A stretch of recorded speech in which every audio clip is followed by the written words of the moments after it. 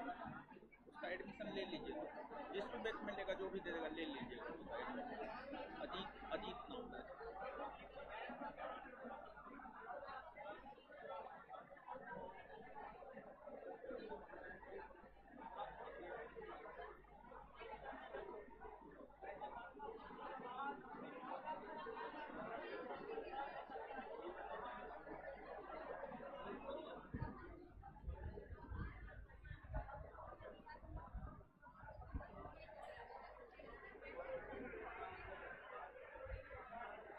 Hello.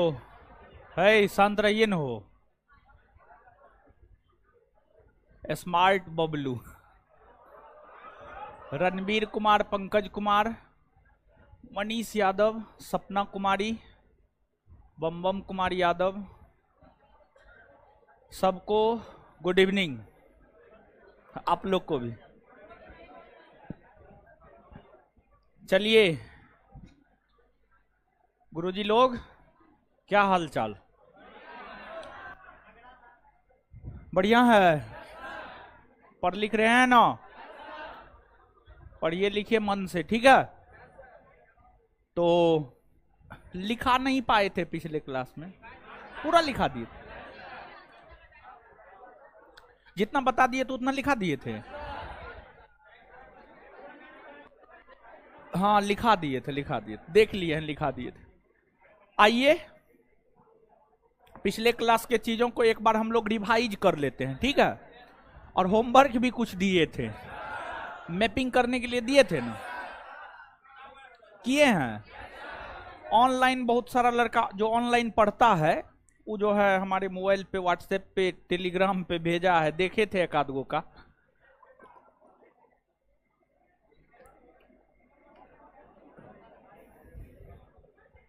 आप लोग अगर किए होंगे, समझ गए, तो आपको थोड़ा और ज्यादा स्पष्ट हुआ होगा, समझिए, थोड़ा ज्यादा क्लियर हुआ होगा और याद भी हुआ होगा, समझ गए? कौन कौन लोग नहीं किए हैं ईमानदारी से खड़ा हो जाइए तो एक बार, ईमानदारी से, बी ऑनेस्ट। मां सरस्वती का कसम है, अपनी मम्मी का कसम है, पापा का कसम है, हमारी कसम है। आप लोग भी खड़ा हो जाइए, आप लोग भी जो नहीं बनाए खड़ा हो जाइए, खड़ा हो जाइए। मां सरस्वती का कसम है, मम्मी का कसम है, पापा का कसम है, हमारी कसम है।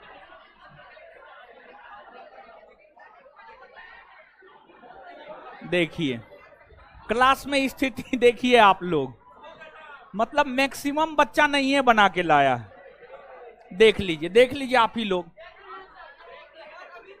अब बैठ जाइए, अब बैठ जाइए। देखिए आप लोग कहते हैं रिजल्ट नहीं होता है, रिजल्ट कैसे होगा? रिजल्ट दाल भात चोखा है, कुकर में दिए, 3 सीटी लगाए, नमक तेल प्याज मिर्च आलू में मिला के सान के दबा के खा लिए। महाराज किया कीजिए। और जो लोग किए होंगे उनको थोड़ा ज्यादा स्पष्ट हुआ होगा हर चीज। अब आइए रिवीजन कर लेते हैं। और छठी सदी ईस्वी पूर्व में भारत में कितना मन? हाँ 16 ना।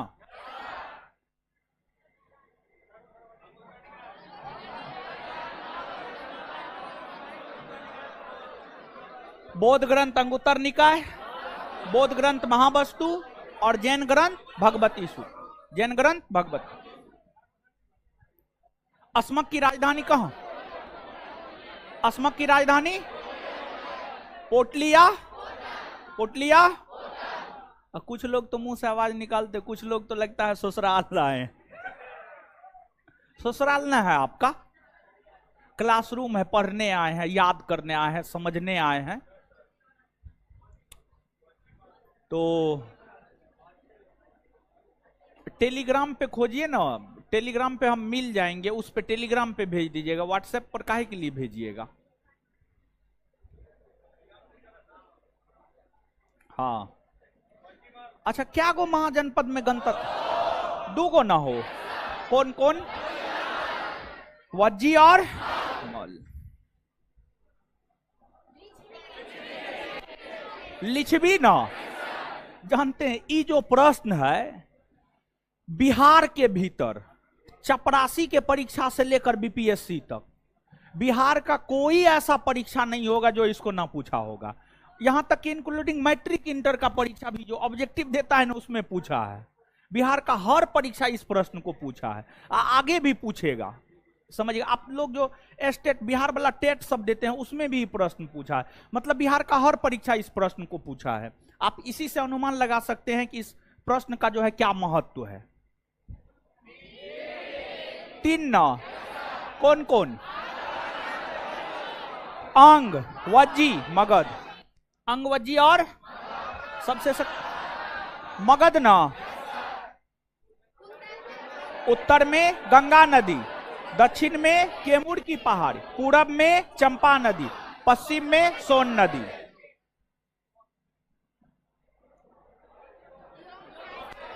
बहुत सारे कारण थे।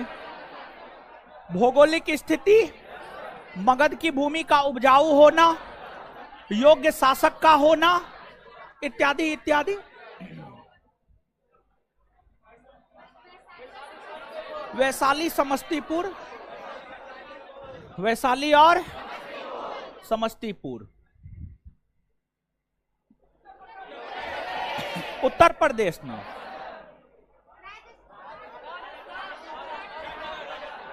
मत्स्य, राजस्थान ना, राजधानी विराटनगर, राजधानी विराटनगर। गंधार ना, गंधार की राजधानी मध्य प्रदेश ना। अवंती की राजधानी, अवंती की राजधानी काशी, मल, चेदी, शक्तिमती, पांचाल, अहि, चछत्र, वत्स, वत्स कोसाम्बे, कुरु, इंद्रप्रस्थ, कंबोज, गंधार, तक्ष। सर भूगोल और इतिहास का कोई वीडियो नहीं चल रहा है मेरे मोबाइल में।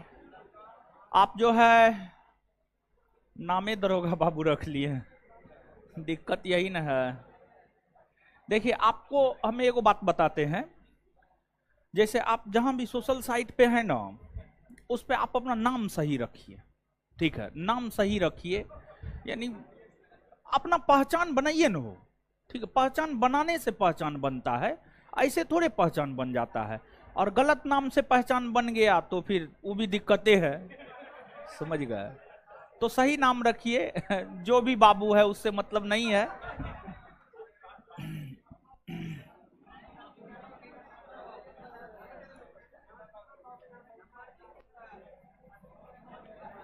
इस पे जो है आप कॉल कर लीजिएगा या फिर व्हाट्सएप मैसेज कर दीजिएगा। जो भी प्रॉब्लम है अपना ईमेल आईडी, मोबाइल नंबर बता दीजिएगा, आपका प्रॉब्लम सॉल्व कर देगा।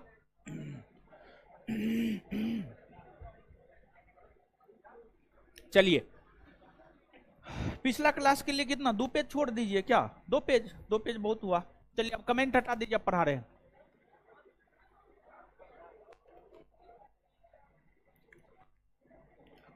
कमेंट हटाइए अब हीरो। हाँ, अब सुनिए। तो है बैग लेकर के उधर फोन पे बतिया रहे हैं, अब बढ़िया से आइए ना, कहीं बैठिए ना महाराज, ठीक है? आइए ना, यहाँ पे पोडियम पे बैठ जाइए, क्या दिक्कत? हम तो बैठा लेते पोडियम पे।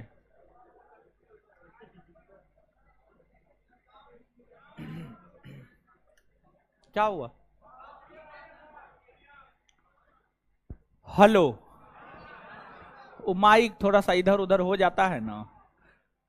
हेलो हेलो हेलो,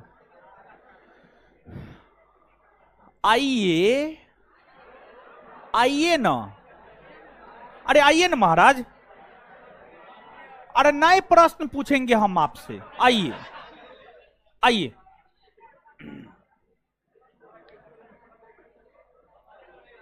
आइए बैठिए यहां पे। यहां पे देखिए एगो टूलो है, टूटल है। आई रो सब आइए बैठ।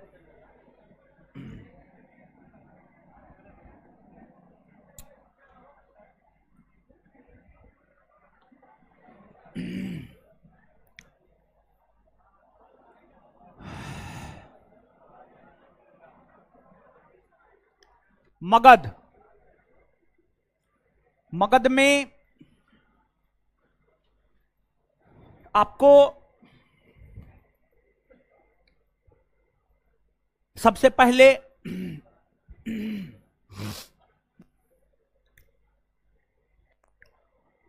हर्यक वंश के शासकों ने शासन किया और मगध में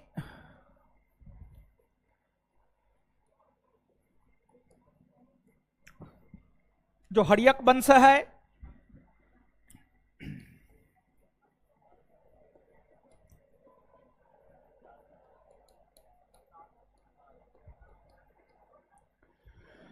(544 ईस्वी पूर्व से 412 ईस्वी पूर्व तक शासन किया है।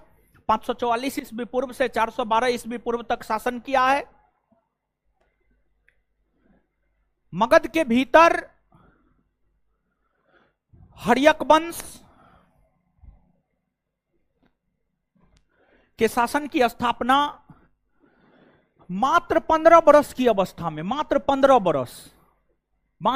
वर्ष की अवस्था में, जिस 15 वर्ष के उम्र में हो सकता है कि आपको बहुत ज्यादा कुछ समझ ना हो। 15 वर्ष की उम्र में सामान्य तौर पर हम बिहारी लोग जो है मैट्रिक कर लेते हैं, वही 15-16, ठीक है, वही हुआ। और मैट्रिक के बच्चा को बहुत ज्यादा समझ नहीं होता है, मैट्रिक इंटर के बच्चा को बहुत ज्यादा समझ नहीं होता है। हम अपने स्तर पे बात कर रहे हैं, हो सकता है आप लोग समझदार हो, वो अलग बात है।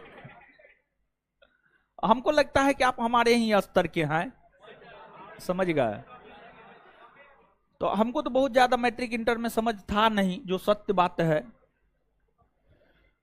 जहां एक तरफ हम लोगों को 15 वर्ष के उम्र में बहुत ज्यादा कुछ समझ नहीं रहता है, वही मात्र 15 वर्ष की अवस्था में बिंबिसार ने मगध के भीतर एक राजवंश को स्थापित कर लिया। और मगध के भीतर एक राजवंश को स्थापित कर राजगृह नामक शहर को बसाया। राजगृह को बसाने का श्रेय बिंबिसार को ही जाता है। बिंबिसार ने राजगृह को बसाया और राजगृह को बसाकर बिंबिसार ने राजगृह को अपनी राजधानी बनाया और अपनी राजधानी बनाकर बिंबिसार ने राजगृह से शासन प्रशासन करना शुरू किया। बिंबिसार जब राजगृह से शासन प्रशासन करना शुरू किया, शुरुआती दौर से ही यह साम्राज्य का भूखा था, साम्राज्य का भूखा था। आप ही में से कुछ इंसान खाने के भूखे होंगे, मतलब कितना, 10 थाली के बदला 20 थाली एक दिन में खा ले। कुछ विद्यार्थी पढ़ने के बहुत शौकीन होंगे, 10 पेज के बदला 20 पेज पढ़ ले। कुछ विद्यार्थी घूमने के बड़ी शौकीन होंगे। आज गांधी मैदान का है, उधर तक चले जाते हैं घूमने के लिए, यानी जहां तक जो भी है, मतलब हर कोई व्यक्ति में, हर किसी व्यक्ति में अलग अलग गुण होता है। और देखिए, मिडिल क्लास वाले लोगों के साथ समस्या है और भारी समस्या है। मिडिल क्लास वाले लोग अपने इच्छा के अनुकूल हर कुछ नहीं कर सकता है। मिडिल क्लास वाले लोगों को अपनी इच्छा को मारना होता है, मारना होता है। जैसे हमको नहीं भी पढ़ाने का मन होता है, फिर भी पढ़ाना पड़ता है। वही अगर मान लिया जाए सोना का चम्मच लेकर पैदा होते, तो जैसे अंबानी का बेटा, अडानी का बेटा, वो सब सोना का चम्मच लेकर पैदा हुआ है। वो लोग कुछ नहीं भी करे, कोई दिक्कत ना है, कोई दिक्कत है उसको ना, कोई दिक्कत ना है। लेकिन अगर हम काम नहीं करेंगे, अगर आप काम नहीं करेंगे, तो हम लोगों के साथ दिक्कत हो सकता है। अगर आप नहीं पढ़ेंगे, भले पढ़ने का मन नहीं है, फिर भी पढ़ना है आपको, फिर भी पढ़ना पड़ेगा।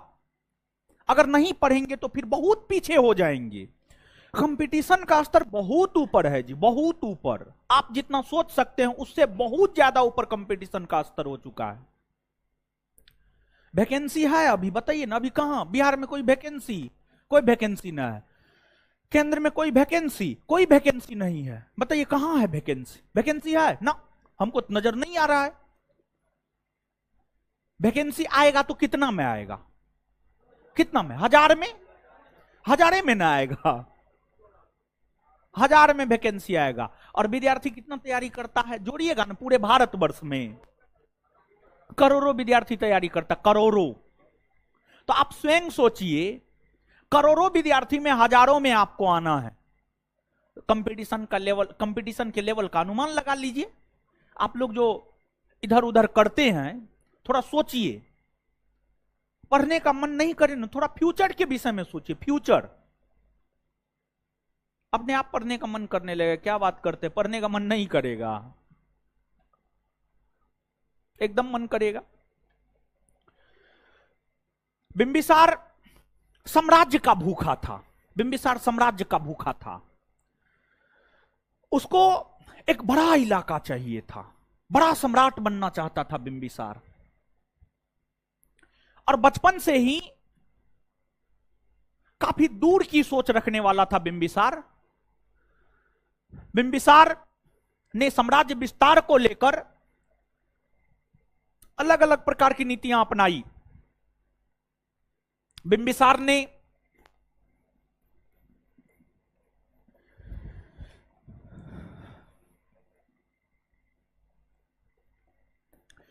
साम्राज्य विस्तार को लेकर एक वैवाहिक नीति अपनाई, वैवाहिक नीति अपनाई।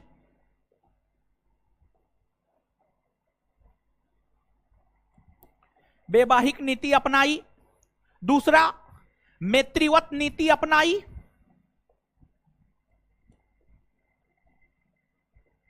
और तीसरा, युद्ध नीति अपनाई।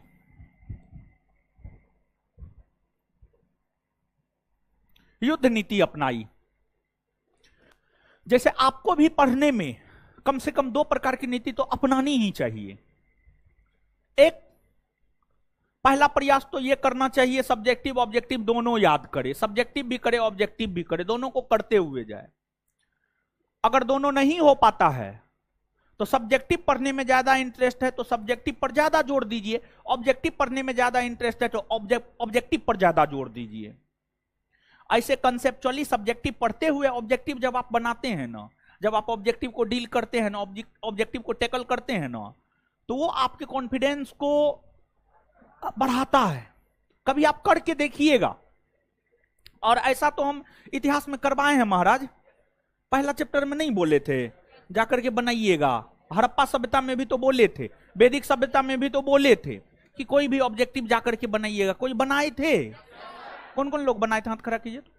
तो क्या एक बात बताइए, जो लोग इतने लोग हाथ खड़ा किए हैं, कि आप जो सब्जेक्टिव पढ़ने के बाद ऑब्जेक्टिव बनाए तो क्या आप में कॉन्फिडेंस नहीं आया?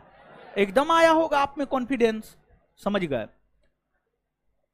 तो सफल होने के लिए कॉन्फिडेंस का होना भी जरूरी होता है। समझ गए?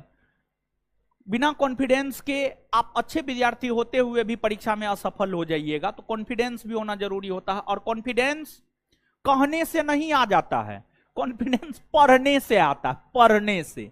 अगर आप पढ़ेंगे ना तो आप में ऑटोमेटिक कॉन्फिडेंस आ जाएगा। बहुत बच्चा हमसे सवाल करता है कि सर कॉन्फिडेंस कैसे डेवलप करें?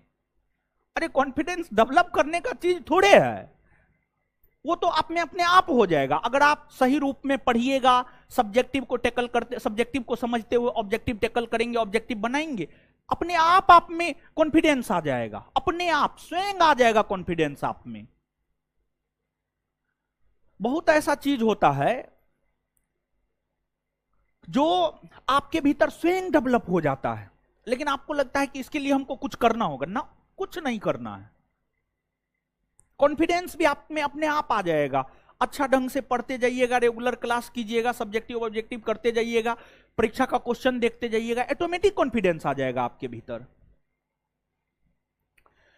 तो ये 3 प्रकार की नीति बिंबिसार ने अपनाई, और बिंबिसार ने जो ये 3 प्रकार की नीति अपनाई, इसमें तीनों नीति का प्रयोग हुआ। बिंबिसार सबसे पहले विवाह के माध्यम से अलग अलग क्षेत्रों के राजकुमारी से विवाह करके उस पर अपना अप्रत्यक्ष कब्जा किया।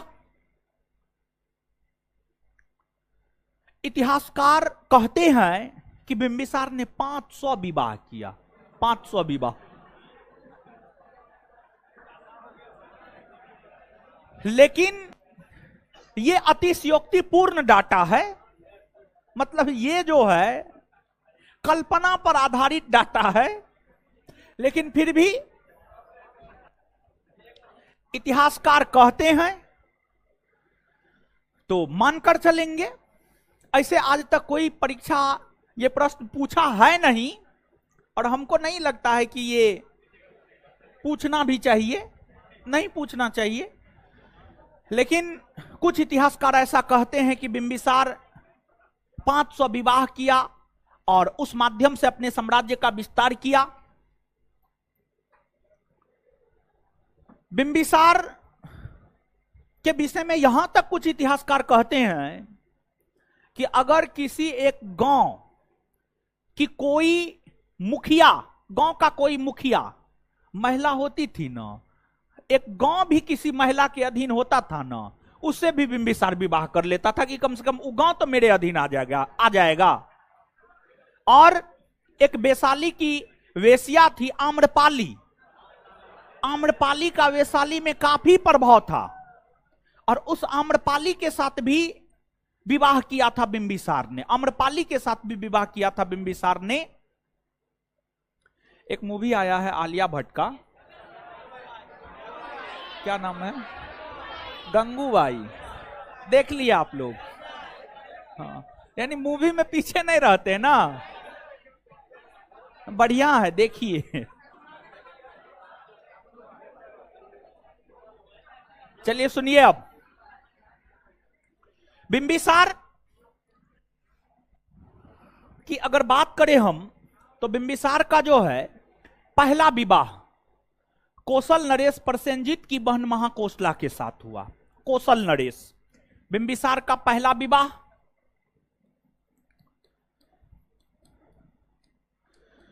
कौशल नरेश यानी कौशल, कौशल महाजनपद है ना, उत्तर प्रदेश में ना है, उत्तर प्रदेश में है। कौशल नरेश प्रसेनजीत थे।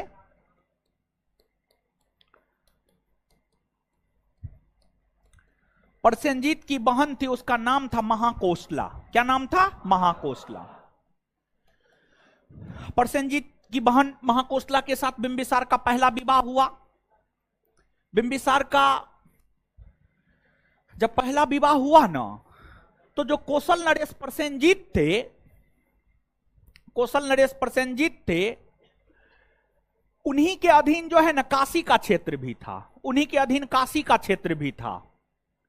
तो कौशल नरेश प्रसेनजीत ने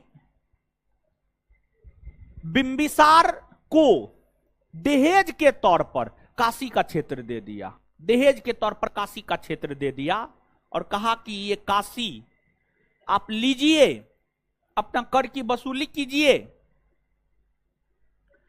इस प्रकार बिंबिसार का काशी पर अधिकार हो गया, काशी पर अधिकार हो गया। इसके बाद बिंबिसार का दूसरा विवाह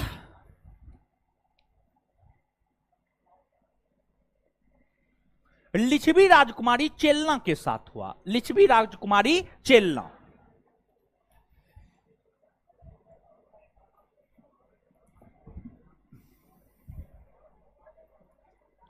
बिंबिसार का दूसरा विवाह लिच्छवी राजकुमारी चेलना के साथ हुआ। जब लिच्छवी राजकुमारी चेलना के साथ बिंबिसार का दूसरा विवाह हुआ, तो इससे लिच्छवी पर तो बिंबिसार का अधिकार हो गया। लेकिन आप याद कीजिए कल का सेशन, कल के सेशन में हम आपको यह बात बताए थे वज्जी संघ के अंतर्गत एक छोटा सा गणराज्य था लिच्छवी। लिच्छवी का मतलब पूरा वज्जी संघ नहीं, लिच्छवी का मतलब पूरा वज्जी संघ नहीं। जैसे बिहार का मतलब क्या, पूरा भारत ना, बिहार में बिहार का मतलब पूरा भारत नहीं, बल्कि भारत का मतलब पूरा 28 राज्य, तब बराबर भारत। तो लिच्छवी संघ का मतलब आप ये नहीं समझ जाएंगे कि पूरा का पूरा वज्जी संघ ना, लिच्छवी का मतलब वज्जी संघ का एकमात्र गणराज्य, वज्जी संघ का एकमात्र एरिया। तो लिच्छवी राजकुमारी चेलना के साथ जब विवाह हुआ तो इससे लिच्छवी के क्षेत्र पर बिंबिसार का कब्जा हो गया, लिच्छवी के क्षेत्र पर बिंबिसार का कब्जा हो गया। और लिच्छवी नरेश चेटक की बहन तिरसला थी, जो कि महावीर स्वामी की माता थी। महावीर स्वामी की मतलब महावीर स्वामी का संबंध मगध साम्राज्य के हर्यक वंश से था। बताए हैं, लिखाए भी हैं, हाँ, जैन धर्म में। और कालांतर में जाकर इस चेलना नामक पत्नी से ही बिंबिसार को एक पुत्र की प्राप्ति हुई जिसका नाम अजात शत्रु है, अजात शत्रु। और जो अजात शत्रु है, अजात शत्रु बिंबिसार के सभी पुत्रों में राजनीतिक तौर पर सबसे सक्रिय पुत्र था, राजनीतिक तौर पर सबसे सक्रिय पुत्र अजात शत्रु था। इसके बाद बिंबिसार का तीसरा विवाह मद्र देश की राजकुमारी, मद्र पंजाब को कहा जाता है, पंजाब जो है ना उसी को पहले मद्र कहा जाता था। तो मद्र देश की राजकुमारी क्षेमा के साथ बिंबिसार का, क्षेमा के साथ बिंबिसार का तीसरा विवाह हुआ। फिर चौथा विवाह आम्रपाली के साथ हुआ।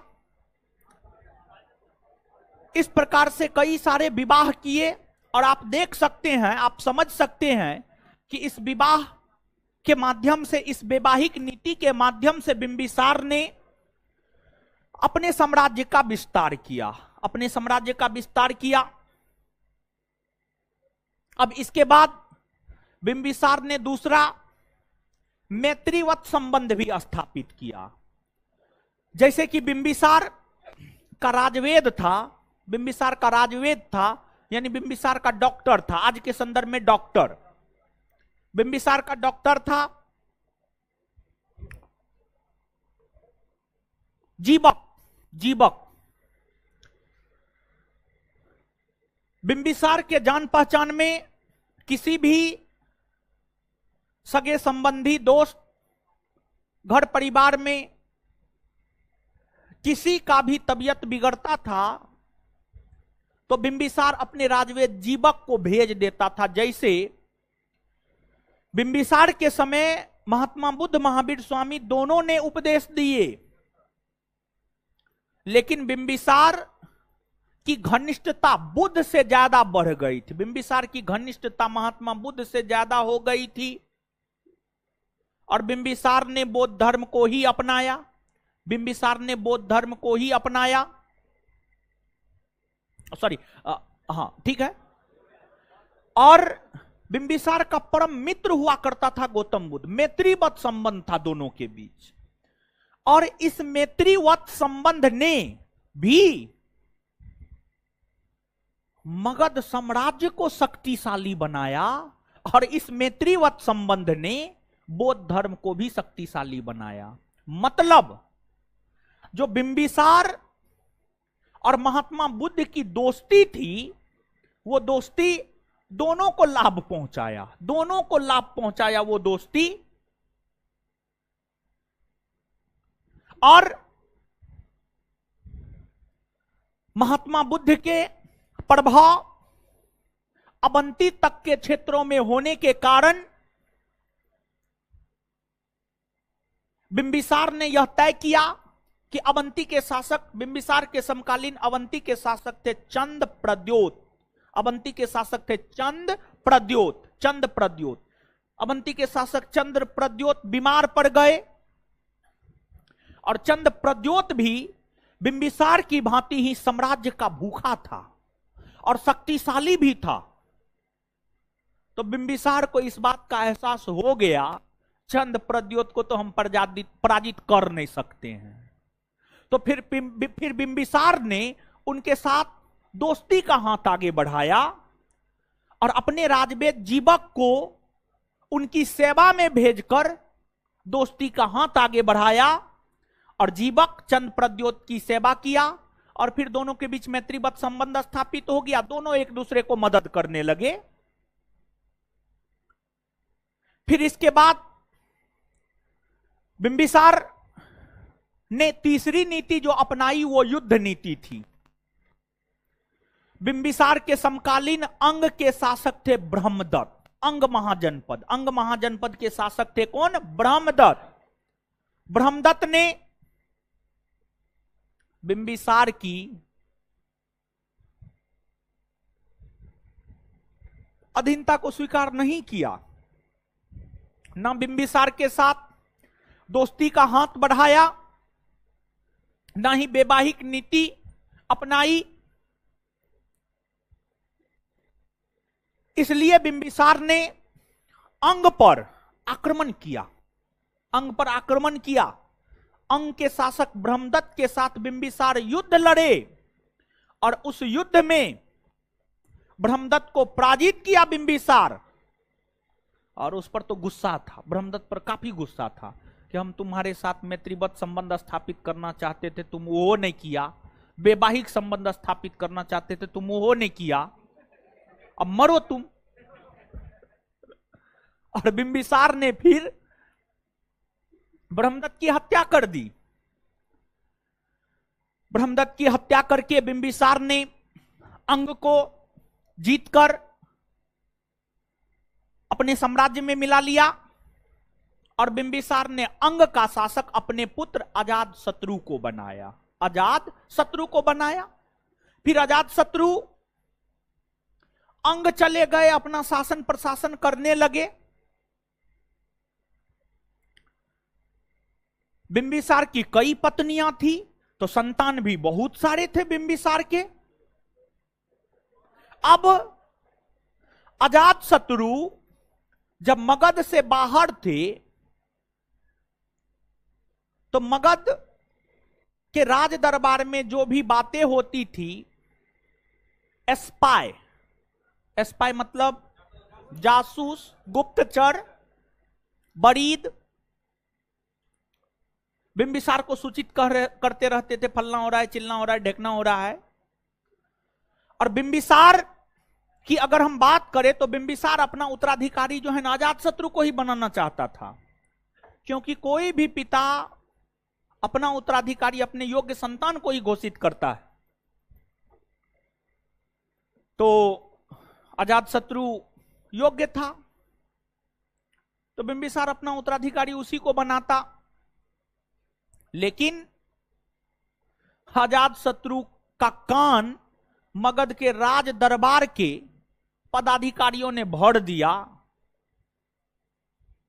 और अजातशत्रु को यह कहा गया कि आपके पिता बिंबिसार आपको अपना उत्तराधिकारी नहीं बनाएंगे। अजातशत्रु को लगा ये कैसे हो जाएगा, बनेंगे तो हम ही बुढ़हुए को टपका देते हैं, बुढ़ऊ को टपका देंगे, एक तो हमारा भाई सब भी डर जाएगा, शासक बन जाएंगे, सब दरबारी सब भी डर जाएगा, कठोर है। और सच में अजातशत्रु कठोर था भी।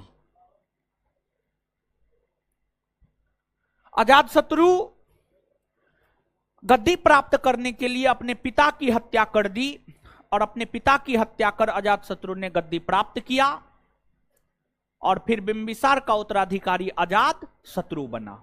अजातशत्रु बिंबिसार का उत्तराधिकारी बना। अजातशत्रु शासन करना शुरू किए। शुरुआती दिनों में अजातशत्रु जैन धर्म को मानता था। बाद के दिनों में जाकर अजातशत्रु महात्मा बुद्ध के संपर्क में आए, और जब वे महात्मा बुद्ध के संपर्क में आए तो उन्होंने जैन धर्म को त्याग कर बौद्ध धर्म को अपना लिया। जैन धर्म को त्याग कर बौद्ध धर्म को अपना लिया। और जब मगध के शासक, हर्यक वंश के शासक अजातशत्रु थे, तो उन्हीं के शासन काल के समय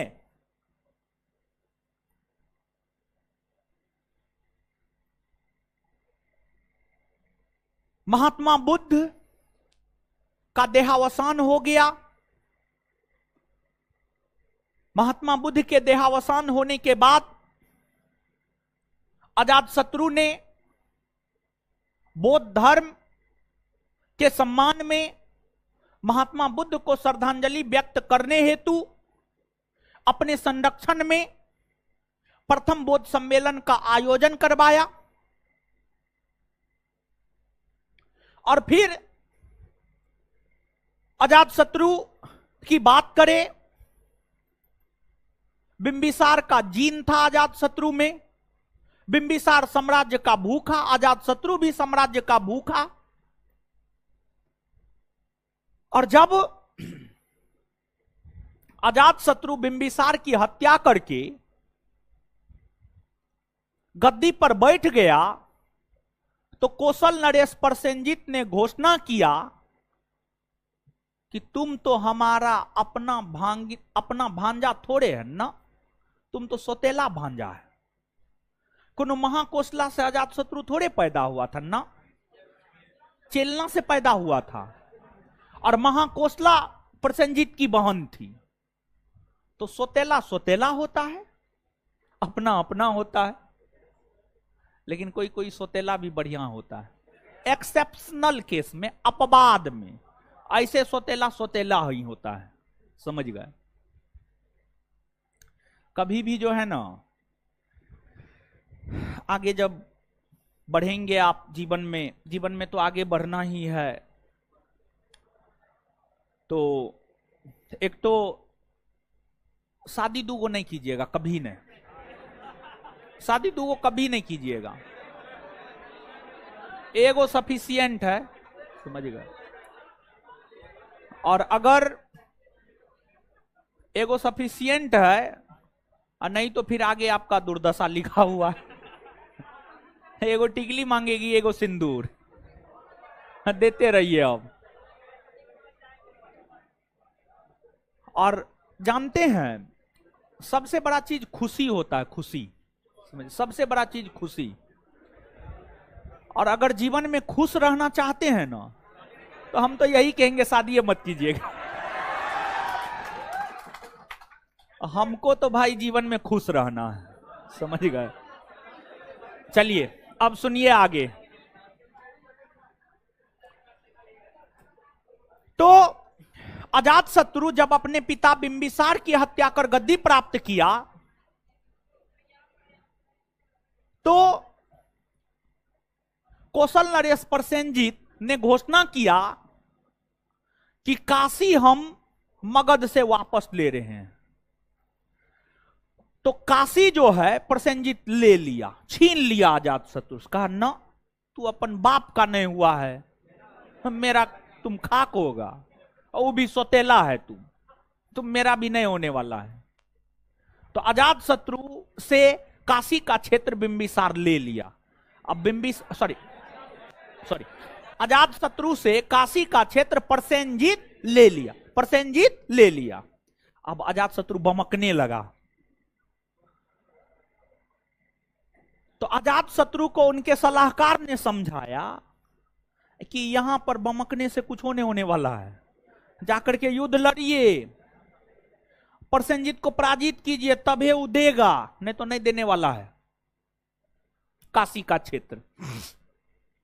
अजातशत्रु अपनी सेना तैयार की और अपने नेतृत्व में अजातशत्रु ने एक विशाल सेना के साथ कौशल पर आक्रमण कर दिया।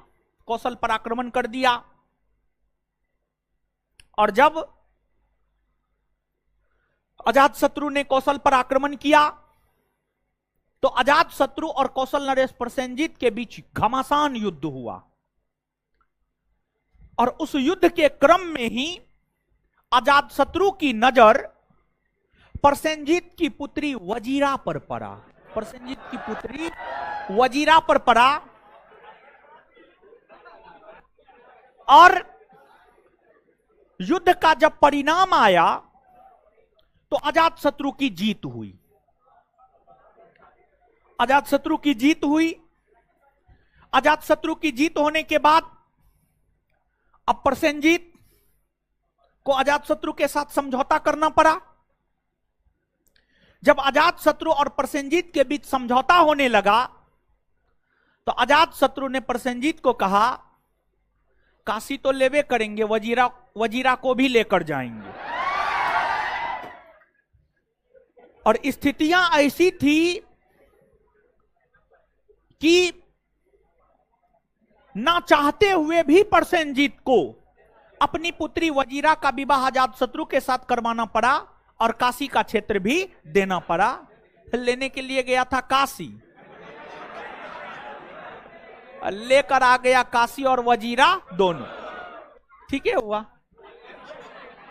हाँ, तो अब बहने लगेगी तो हम क्या करेंगे? यही तो इतिहास है। बाप बेटा को मार देता। देखिए, सोचिए, समझिए समझिए समझिए, यहां पर बहुत बड़ी समझने वाला चीज है। शक्ति के लिए, पावर के लिए, पावर के लिए, ठीक है, पावर के लिए, पावर के लिए देखिए, बाप बेटा को मार रहा है, बेटा बाप को मार रहा है। मतलब पावर कितना गलत चीज है। मतलब सब चीज खत्म हो जाता है पावर के सामने। लेकिन आप लोग ऐसा मत कीजिएगा, मानवता ये नहीं कहता है, समझ गए? एकदम कर भी कीजिएगा। आज तेरी बोल रहा है काहे नहीं करेंगे। कम से कम मां बाप को कुछ मत कहिएगा। मां बाप को कुछ नहीं कहिएगा, बाद बाकी कहिएगा ना, कोई दिक्कत नहीं। मां बाप को कुछ नहीं कहना। चलिए, तो इस प्रकार अजातशत्रु जो है काशी फिर से प्राप्त कर लिया, और अजातशत्रु को सबसे ज्यादा दुश्मनी था वज्जी संघ से। वज्जी संघ, वज्जी संघ, वज्जी संघ, हाय, वज्जी संघ में लिच्छविए को न जीता था, पूरा वज्जी को थोड़े जीत लिया। तब मारेंगे एक तबड़ा को, मुंह ठीक हो जाएगा। इतना बढ़िया से गौर कर करके बोल रहे हैं। वज्जी संघ बड़ा संघ था, लिच्छवी एक छोटा गंडाज था। दिमाग नहीं है जी। मुसल्लपुर हाट के बाजार में दिमाग बेच के आया 2 रुपए किलो। क्या रुपए किलो बेचे थे दिमाग? 2 रुपए किलो। हाँ, अब सुनिए, अजातशत्रु का जो सबसे कट्टर दुश्मन था, जो स्वाभाविक दुश्मन था, अजातशत्रु का सबसे कट्टर दुश्मन और स्वाभाविक दुश्मन वज्जी संघ था। और अजातशत्रु अपने जीवन में लक्ष्य बना लिया था, वज्जी को तो जीतिए करके छोड़ेंगे, चाहे कुछ भी हो जाए। और वज्जी संघ मजबूत था, वज्जी संघ काफी मजबूत था। और वज्जी संघ के मजबूत होने का कारण वहां की शासन प्रणाली थी। वहां पर सारा निर्णय जनता के दिशा निर्देश पर राजा लेता था, तो पावर जो था वहां पर जनता के हाथ में था। और इसलिए वज्जी संघ ज्यादा मजबूत था। क्योंकि आप याद कीजिए, हम कल के सेशन में बताए हैं, वज्जी और मल्ल में गणतंत्रात्मक शासन प्रणाली का प्रचलन था। हाँ या ना? याद है ना? तो वज्जी संघ के मजबूत होने का कारण है वहां की शासन प्रणाली, वहां की जनता के हाथ में पावर का होना। तो अजातशत्रु ने सोचा, ना कुछ भी हो जाए, वज्जी को तो मिलाइए करके छोड़ेंगे। अजातशत्रु का एक मित्र था, काफी विश्वसनीय मित्र था, वर्षकार। अजातशत्रु वर्षकार के साथ मिलकर षड्यंत्र रचा।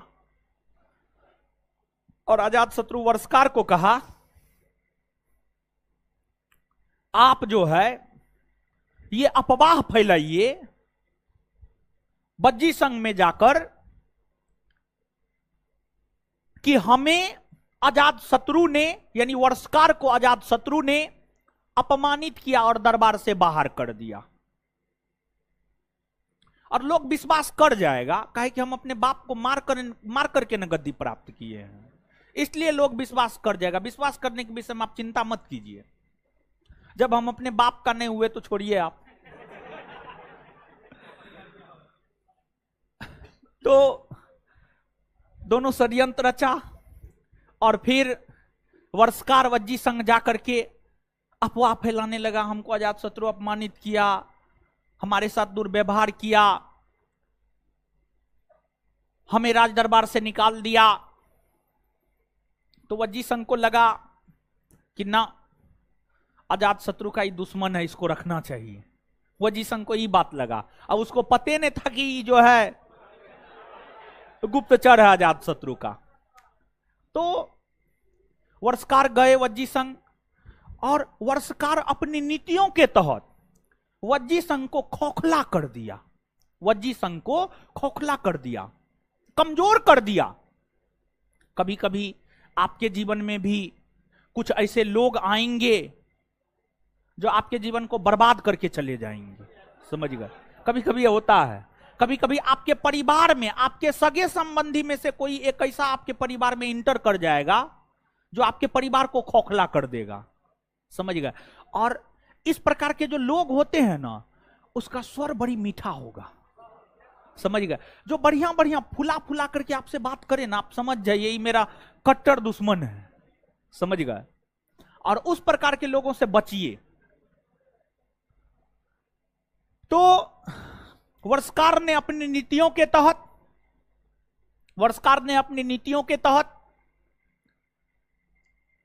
वज्जी संघ को खोखला कर दिया, कमजोर कर दिया। और वज्जी संघ को कमजोर करने में कई महीनों नहीं, कई वर्षों लगा। और मेन कारण था, वज्जी संघ को कमजोर करने में कई वर्ष इसलिए लगे, वहां की शासन प्रणाली बड़ी मजबूत थी।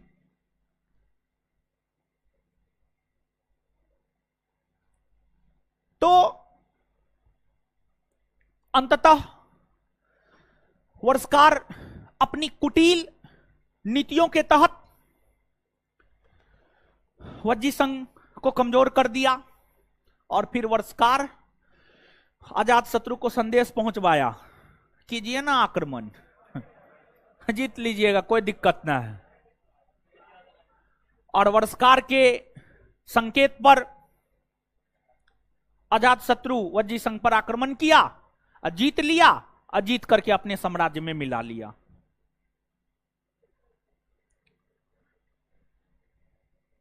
अजात शत्रु की भी कई पत्नियां थी। उस समय राजा मतलब कई पत्नियां, समझ गए। राजा मतलब अच्छा व्यक्ति नहीं। कुछ राजा को छोड़कर, जैसे औरंगजेब को अगर छोड़ दिया जाए चरित्र के दृष्टिकोण से, कैरेक्टर के दृष्टिकोण से, फिर आप सरफराज खां को देख लीजिए। सरफराज खां अवध का नवाब बना था, बड़ी चरित्रवान व्यक्ति था। फिर जो है आपको औरंगजेब को देख लीजिए, बड़ी चरित्रवान व्यक्ति था, भले उनकी नीतियां गलत थी। तो भारतीय इतिहास में एक से बढ़कर एक चरित्रवान शासक भी हुए हैं।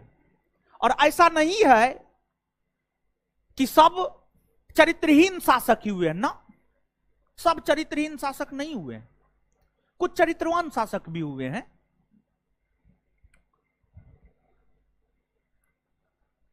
और राजा का मतलब बहुत सारी पत्नियां, और राजा के बहुत सारे पर्यायवाची शब्द है। तो अजातशत्रु की भी कई सारी पत्नियां थी, अजातशत्रु के भी कई सारे संतान थे।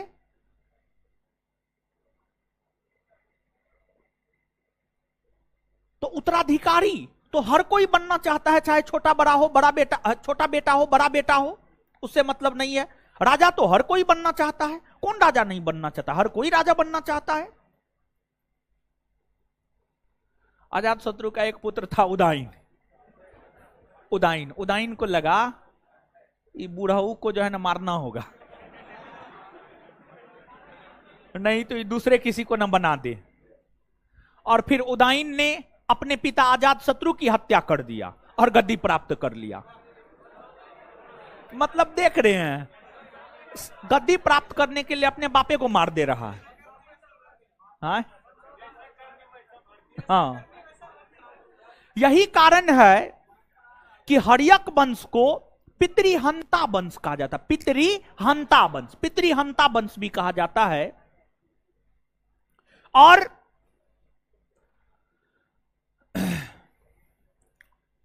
हम कह सकते हैं यह बात कि अजात शत्रु एक ऐसे शासक हुए जो अपने पिता की हत्या कर गद्दी प्राप्त किया, अब बदले में अपने पुत्र के द्वारा मारा गया। यह भी प्रश्न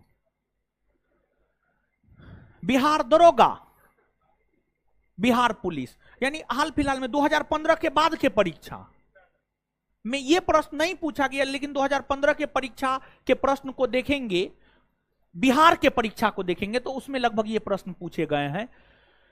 कौन ऐसे शासक हुए जो अपने पिता की हत्या कर गद्दी प्राप्त किया, बदले में अपने पुत्र के द्वारा मारा गया? आंसर अजात शत्रु, आंसर अजात शत्रु। क्लियर? उदाईन शासक बने। उदाईन शासक बनने के बाद उनको लगा कुछ नया किया जाए, कुछ तूफानी किया जाए। उसको लगा बाप और दादा तो राजगिरी में रह करके शासन करबे किया है, हम कुछ नया करते हैं। तो उदाईन राजगिरी से बाहर निकला, और फिर उदाईन राजगिरी से बाहर निकलने के बाद उदाईन भ्रमण पर गए। उदाईन को नदियों से काफी ज्यादा प्यार था, नदियों से काफी लगाव था।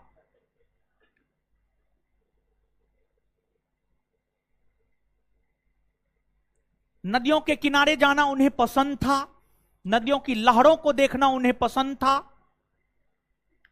कुछ इंसान बड़ी प्रकृति प्रेमी होते हैं, और हमको लगता है प्रकृति प्रेमी हर किसी को होना चाहिए, ज्यादा नहीं, थोड़ा बहुत ही, लेकिन होना जरूर चाहिए।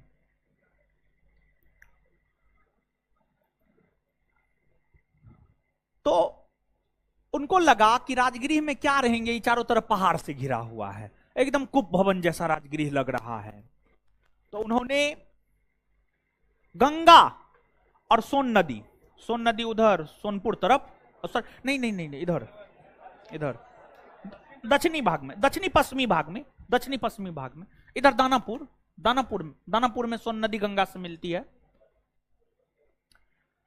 गंगा और सोन नदी के संगम पर उदाईन ने पाटलिपुत्रा नामक शहर को बसाया था, और उस पाटलिपुत्रा को उदाईन ने अपनी राजधानी बनाया, और राजधानी बनाकर उदाईन शासन प्रशासन करना शुरू किए।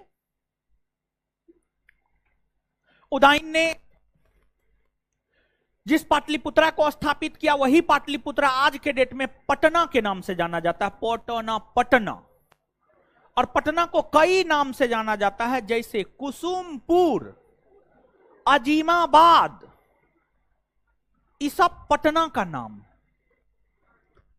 पटना को पाटलिपुत्रा कहा जाता है, कुसुमपुर कहा जाता है, पटना कहा जाता है, अजीमाबाद कहा जाता है। इन सभी नामों से पटना को जाना जाता है। और यहां से उदाईन लंबे अवधि तक शासन किए। फिर उदाईन के कई सारे पुत्रों ने शासन किया। और ध्यान रहे, इतिहास हर राजा को, हर शासक को याद नहीं करता है। इतिहास अगर हर राजा को, हर शासक को याद करने लगे तो इतिहास पढ़ने में ही आपका जीवन गुजर जाएगा, फिर भी आप पूरा नहीं पढ़ पाएंगे। इतिहास अच्छे शासकों को याद करता है। और हमेशा समाज में आप देखिए ना, नाम किसका होता है? जो अच्छा होता है उसका नाम होता है, जो बुरा होता है उसका नाम होता है, बीच वाले का नाम नहीं होता है। तो आपको अच्छा बनना है तो बहुत अच्छा बनिए, बुरा बनना है तो बहुत बुरा बनिए, बहुत बुरा, जिसकी कोई सीमा ही ना हो। समझ गए? लेकिन बुराई का अंत बुरे ढंग से होता है, बुरे तरीका से होता है, बड़ी कष्टमय होता है बुराई का अंत। अच्छाई का अंत भी होता है ना, वो काफी सुखमय होता है, आनंदमय होता है। तो उदयन के बाद कई सारे शासक शासन किए, लेकिन उन लोगों का कोई खास ऐतिहासिक महत्व है नहीं। और फिर उदयन के पुत्र नागदशक ही इस हर्यक वंश के अंतिम शासक हुए। नागदशक की हत्या उसके अपने ही मंत्री शिशुनाग ने कर दी, और शिशुनाग ने नागदशक की हत्या करके हर्यक वंश के स्थान पर एक नए राजवंश शिशुनाग वंश के शासन की नींव डाली। शिशुनाग वंश के शासन की नींव डाली। आगे शिशुनाग वंश के विषय में जानेंगे, लेकिन उससे पहले लिखिए। क्या सोच रहे हैं? बेचारा सोचने लगा।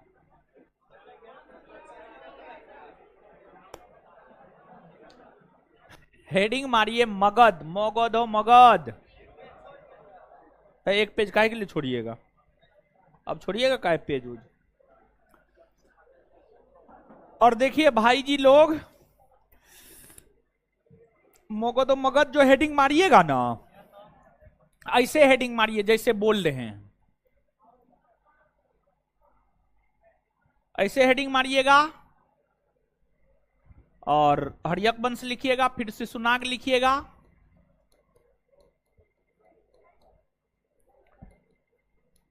और 412 ईस्वी पूर्व से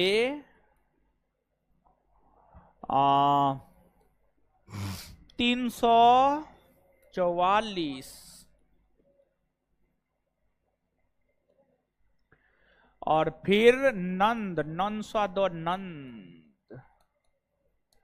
344 ईस्वी पूर्व से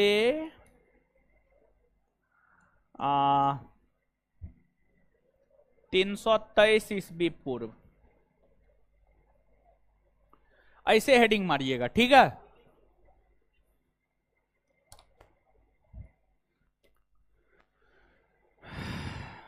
ऑनलाइन वाले लोग, आप लोग भी लिखिए।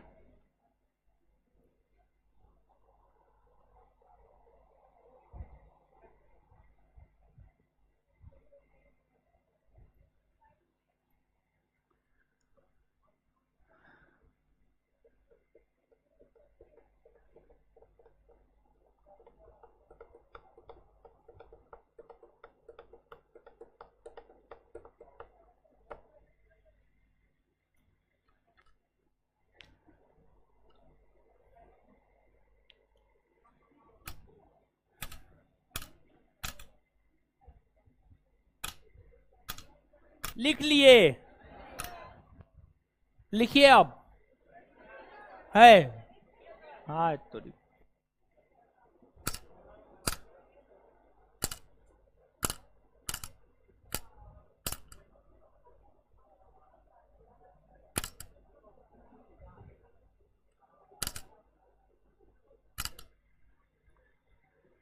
लिखे गुरुजी लोग। अब लिखिए, हेडिंग मार लिए, अब नीचे लिखिए। मात्र 15 वर्ष की अवस्था में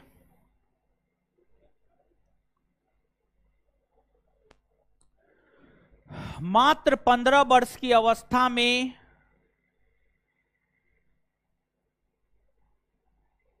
मात्र 15 वर्ष की अवस्था में बिंबिसार ने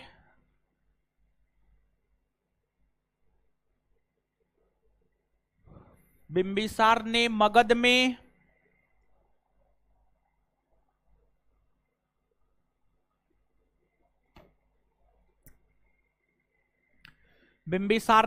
में हर्यक वंश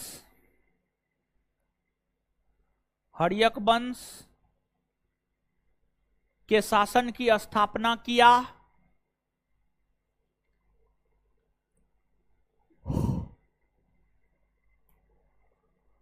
हर्यक वंश के शासन की स्थापना किया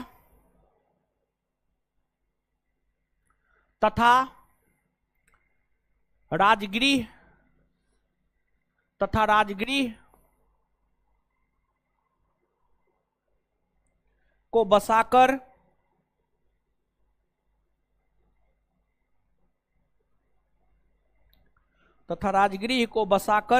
उसे अपना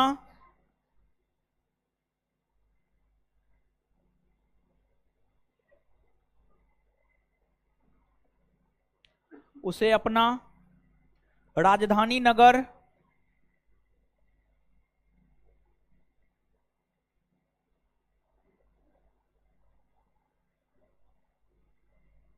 बनाया।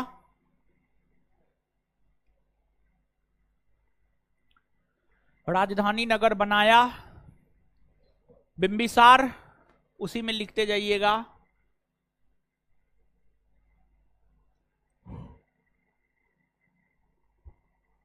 बिंबिसार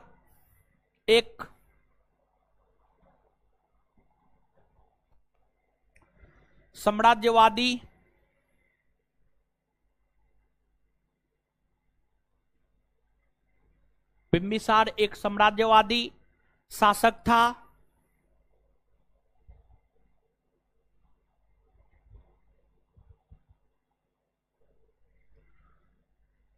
उन्होंने वैवाहिक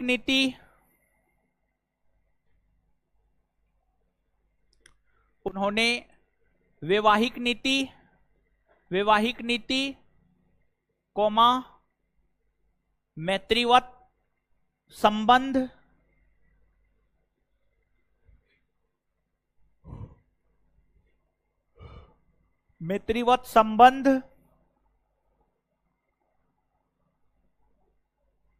और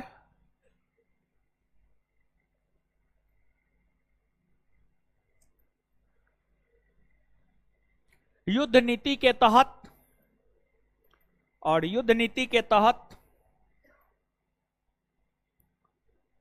अपने साम्राज्य का विस्तार किया।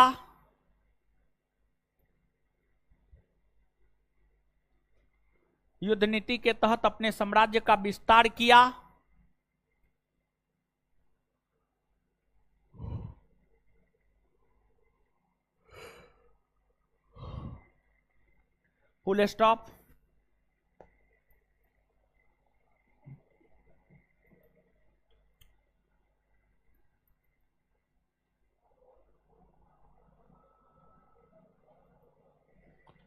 ऐसी मान्यता है कि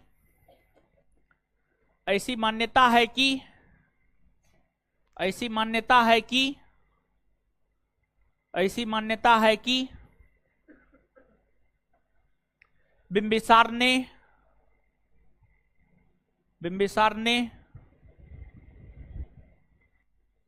500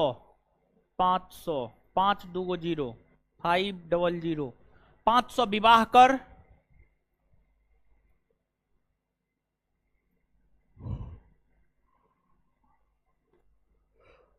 अपने साम्राज्य का विस्तार किया।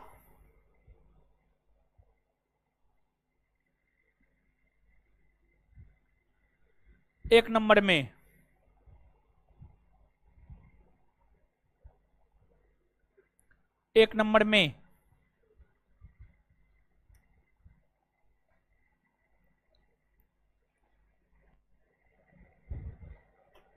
नंबर में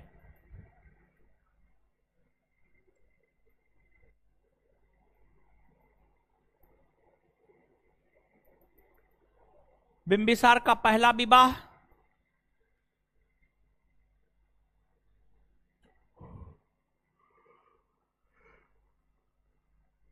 बिंबिसार का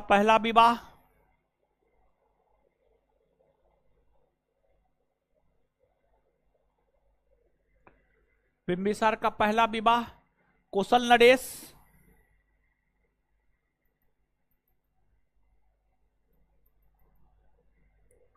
प्रसेनजीत की बहन। बिंबिसार का पहला विवाह कौशल नरेश प्रसेनजीत की बहन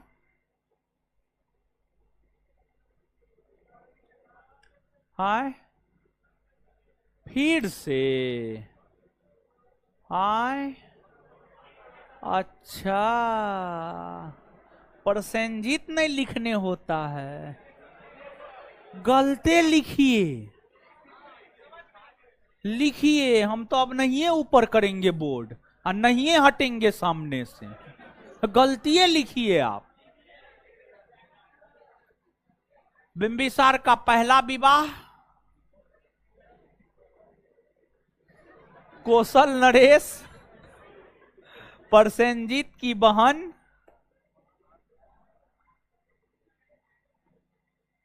महाकोशला के साथ हुआ।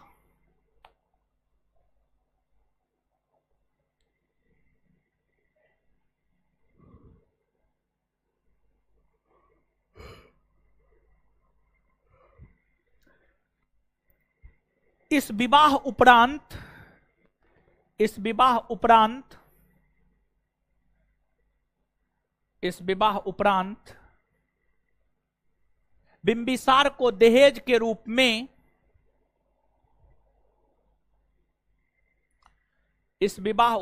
बिंबिसार को दहेज के रूप में काशी प्राप्त हुआ। इस विवाह उपरांत बिंबिसार को दहेज के रूप में काशी प्राप्त हुआ।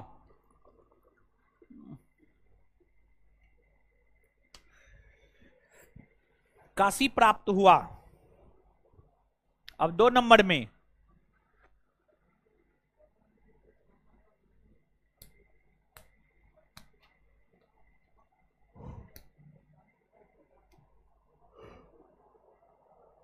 बिंबिसार का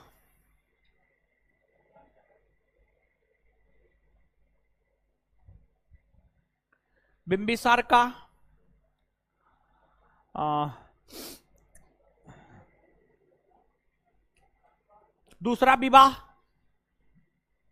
बिंबिसार का दूसरा विवाह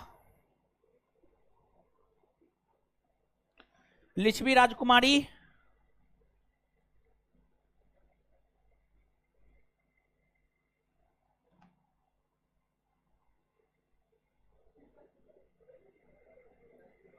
बिंबिसार का दूसरा विवाह लिच्छवी राजकुमारी चेलना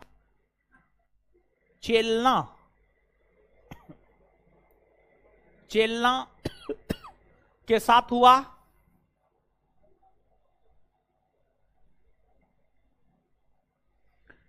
जिससे बिंबिसार को अजातशत्रु नामक पुत्र की प्राप्ति हुई।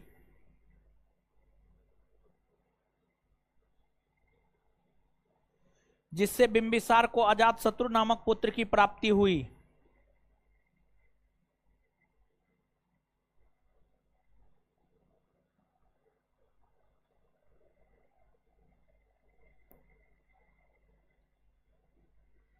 अजातशत्रु नामक पुत्र की प्राप्ति हुई। हाँ, नेक्स्ट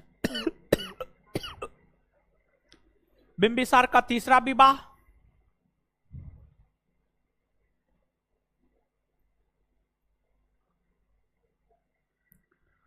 मद्र देश की राजकुमारी, मद्र के कोष्ठ में लिख लीजिएगा पंजाब। बिंबिसार का तीसरा विवाह मद्र के कोष्ठ में पंजाब, मद्र के कोष्ठ में पंजाब। बिंबिसार का तीसरा विवाह मद्र देश की राजकुमारी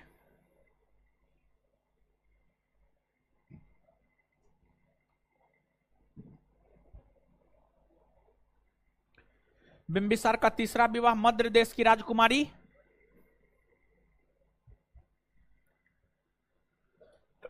क्षेमा के साथ हुआ। क्षेमा के साथ हुआ।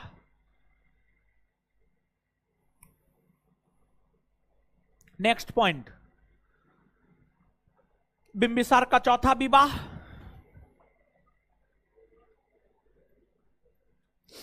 बिंबिसार का चौथा विवाह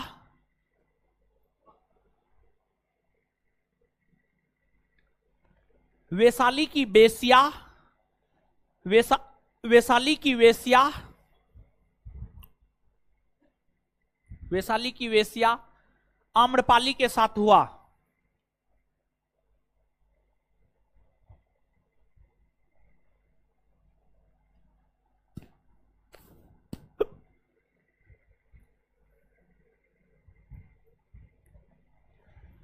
चलिए अब नीचे से स्टार मार के लिखिएगा, नीचे से स्टार मार के लिखिएगा।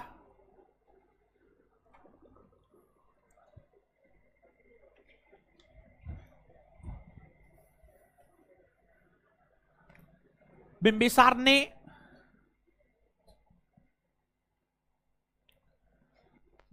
ने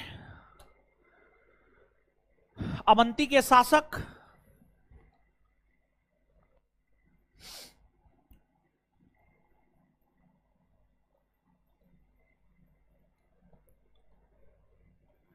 बिंबिसार ने अवंती के शासक चंद प्रद्योत, बिंबिसार ने अवंती के शासक चंद प्रद्योत के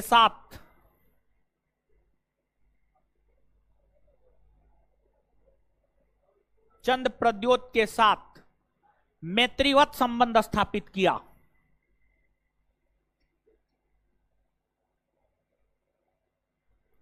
चंद प्रद्योत के साथ मैत्रीवत संबंध स्थापित किया। चंद प्रद्योत के साथ मैत्रीवत संबंध स्थापित किया तथा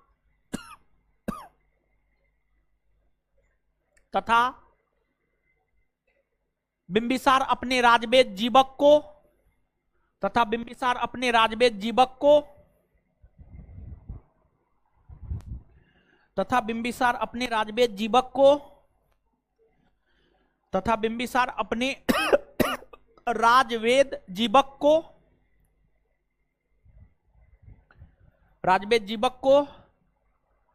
चंद प्रद्योत की सेवा में भेजा। जीवक को चंद प्रद्योत की सेवा में भेजा।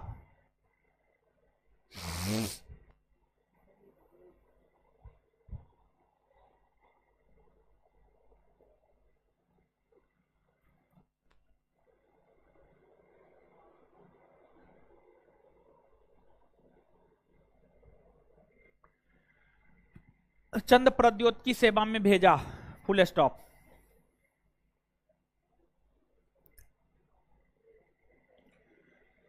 नीचे से बिंबिसार ने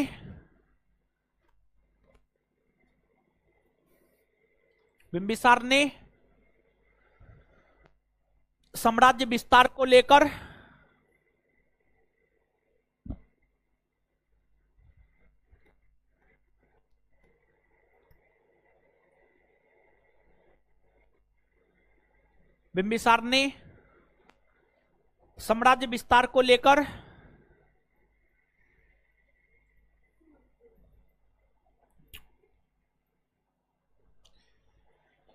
युद्ध नीति भी अपनाई। युद्ध नीति भी अपनाई।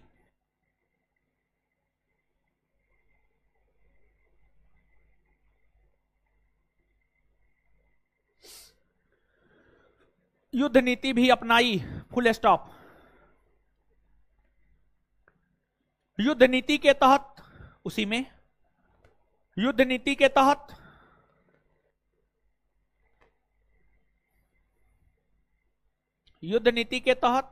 बिंबिसार ने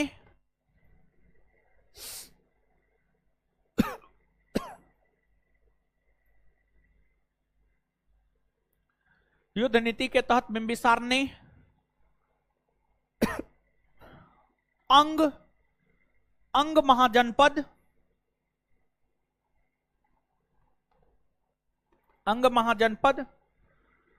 पर आक्रमण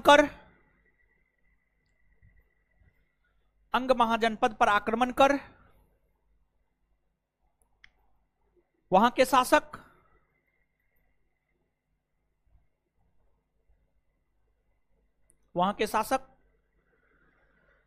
चंद प्रद्योत, नहीं, वहां के शासक ब्रह्मदत्त, सॉरी, वहां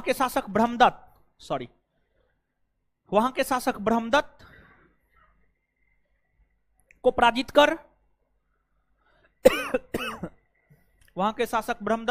कर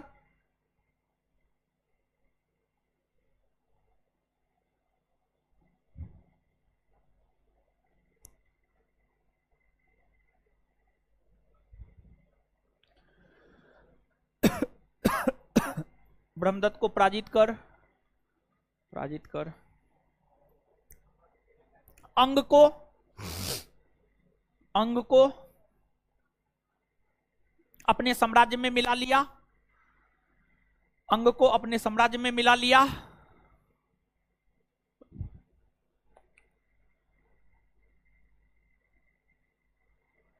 तथा वहां का शासक अपने पुत्र अजातशत्रु को बनाया, तथा वहां का शासक अपने पुत्र अजातशत्रु को बनाया, तथा वहां का शासक अपने पुत्र अजातशत्रु को बनाया।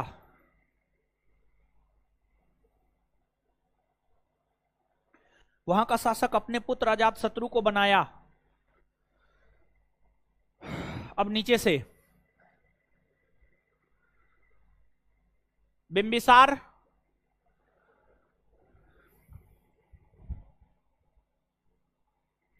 का महात्मा बुद्ध के साथ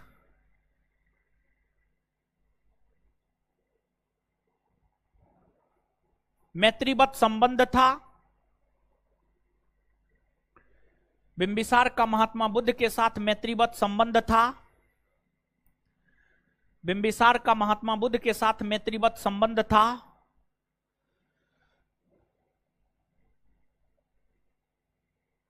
मैत्रीवत संबंध था।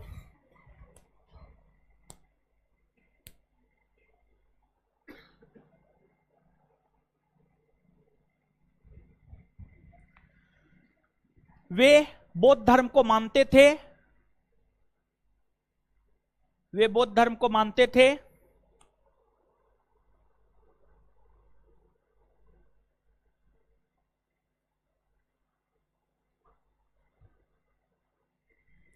तथा उन्होंने तथा उन्होंने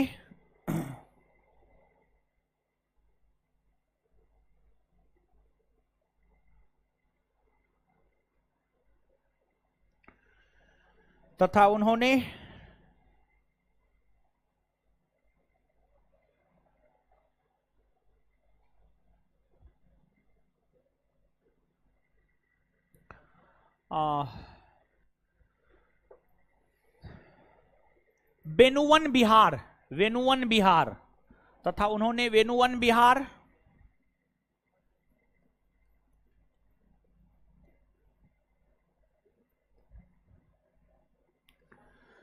महात्मा बुद्ध को प्रदान किया।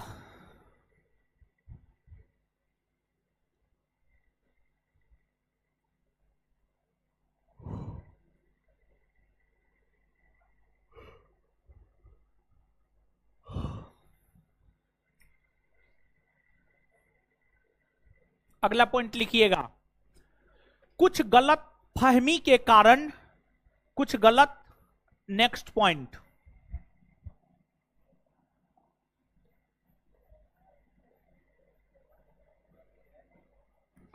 कुछ गलत फहमी के कारण, कुछ गलत फहमी के कारण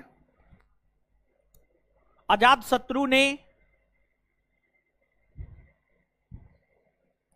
अजातशत्रु ने 492 ईस्वी पूर्व में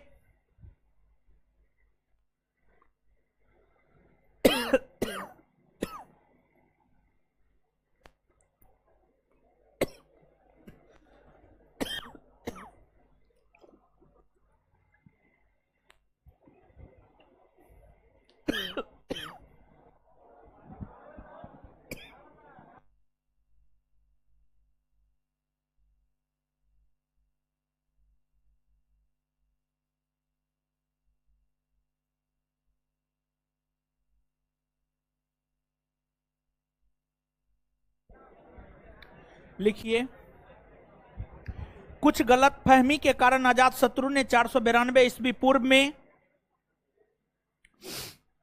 492 ईस्वी पूर्व में अपने पिता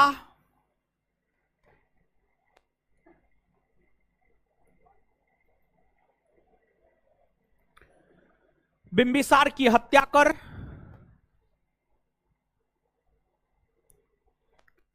गद्दी प्राप्त किया।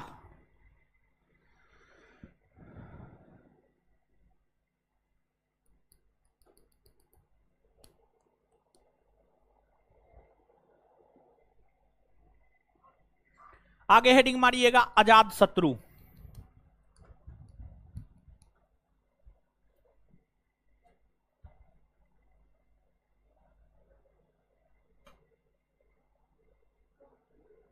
अजात शत्रु, इसका उपनाम कुनिक है। इसका अपना उपनाम कुनिक है।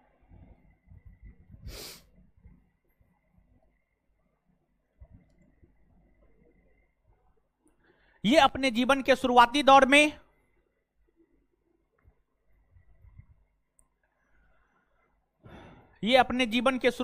में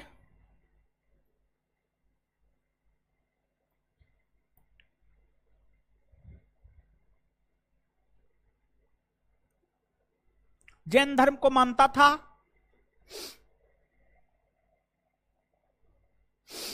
जैन धर्म को मानता था, लेकिन बाद में जाकर इन्होंने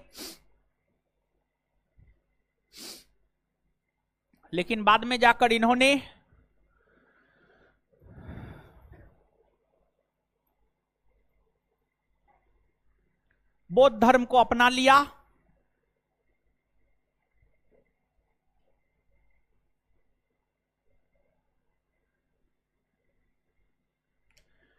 इनके शासनकाल के समय में ही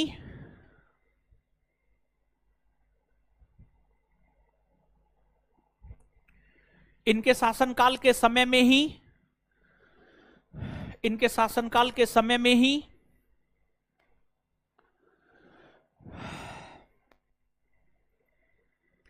गौतम बुद्ध को महापरिनिर्वाण की प्राप्ति हुई।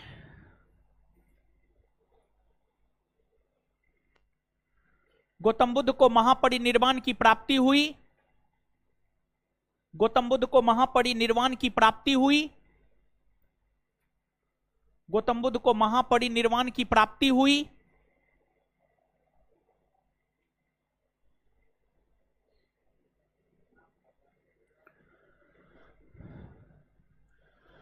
अजातशत्रु ने गौतम बुद्ध के सम्मान में अजातशत्रु ने गौतम बुद्ध के सम्मान में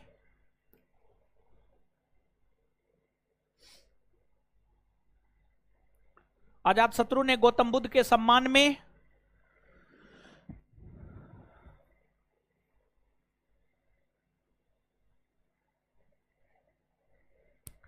गौतम बुद्ध के सम्मान में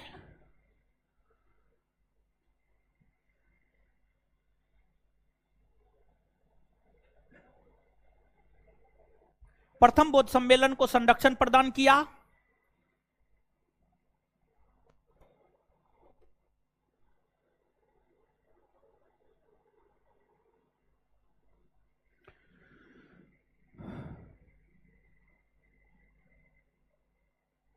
अगला पॉइंट लिखिएगा। अजातशत्रु जब अपने पिता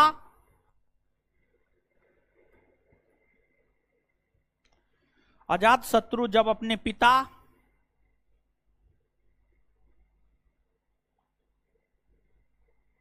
की हत्या कर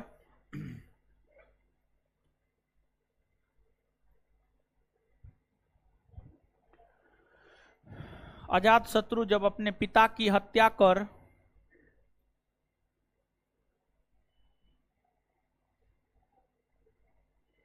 अजातशत्रु जब अपने पिता की हत्या कर गद्दी प्राप्त किया,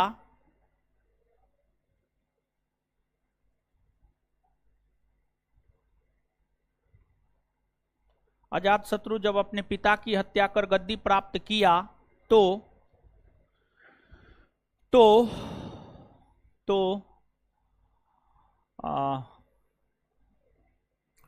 कौशल नरेश प्रसेनजीत ने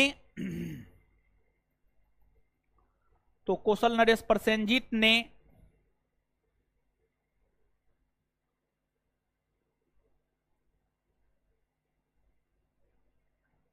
कौशल नरेश प्रसेनजीत ने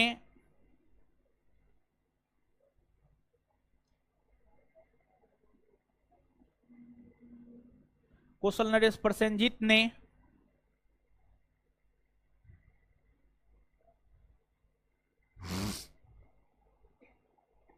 प्रसेनजीत ने काशी का क्षेत्र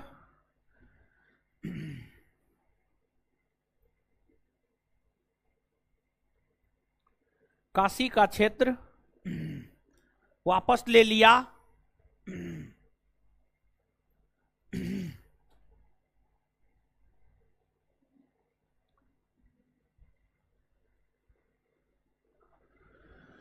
जिस कारण अजातशत्रु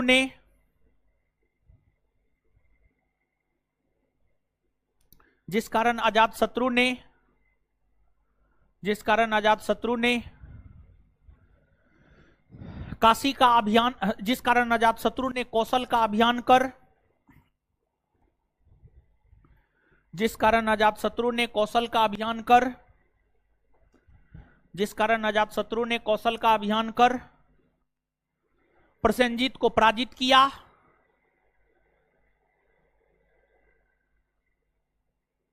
प्रसेनजीत को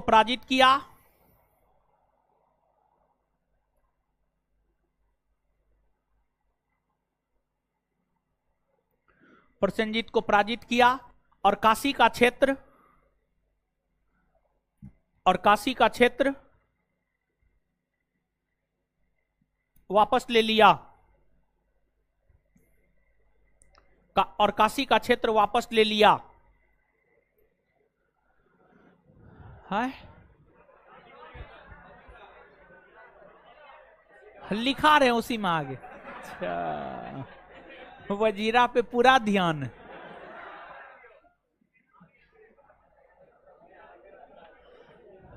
काशी का क्षेत्र वापस ले लिया तथा प्रसेनजीत की पुत्री वजीरा से विवाह भी किया। प्रसेनजीत की पुत्री वजीरा से विवाह भी किया।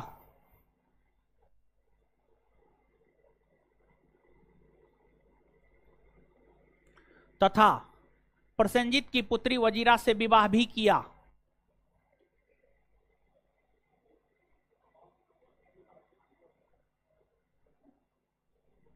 नेक्स्ट पॉइंट, अजातशत्रु अपना स्वाभाविक दुश्मन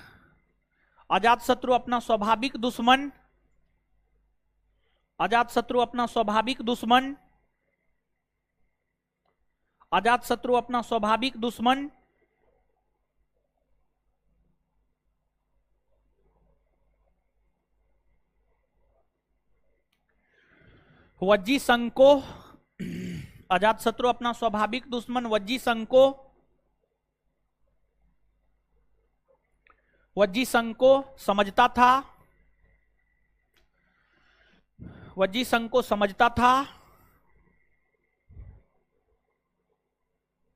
फुल स्टॉप।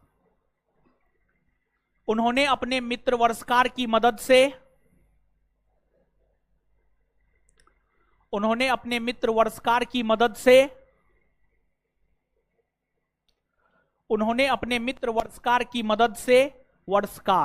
वर्षकार लिखना होगा।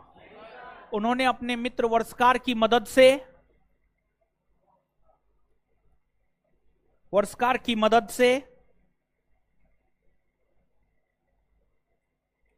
वज्जी संघ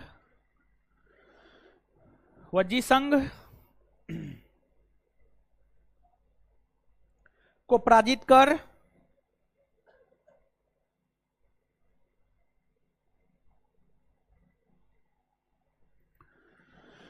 वज्जी संघ को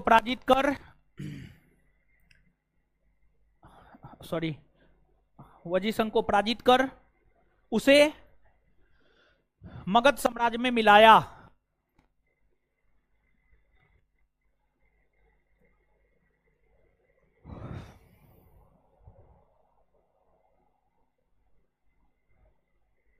नेक्स्ट पॉइंट, अजातशत्रु की हत्या उसके पुत्र उदायन ने कर दी।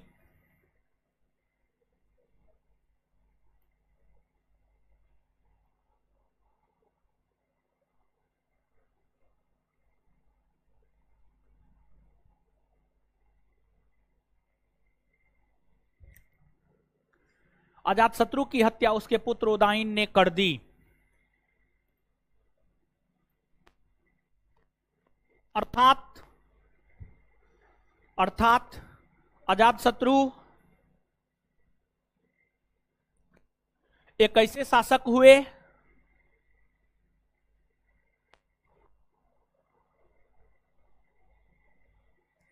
अर्थात अजातशत्रु एक ऐसे शासक हुए जो जो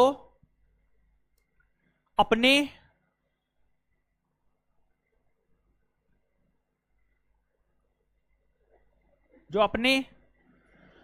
पिता की हत्या कर गद्दी प्राप्त किया, जो अपने पिता की हत्या कर गद्दी प्राप्त किया, जो अपने पिता की हत्या कर गद्दी प्राप्त किया, बदले में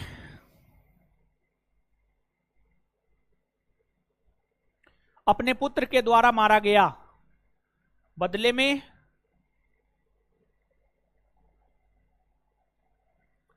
अपने पुत्र के द्वारा मारा गया, फुल स्टॉप। अब अगला पॉइंट स्टार मार के, अजातशत्रु का उत्तराधिकारी उसका पुत्र उदयन बना,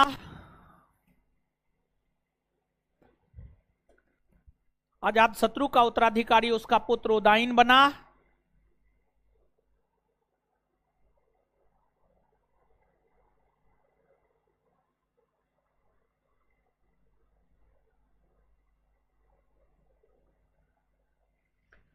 अजातशत्रु का उत्तराधिकारी उसका पुत्र उदयन बना, उदयन बना,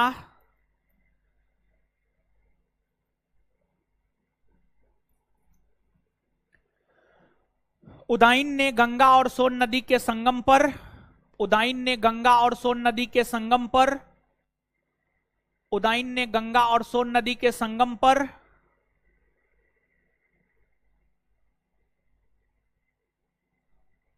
उदयन ने गंगा और सोन नदी के संगम पर पाटलिपुत्रा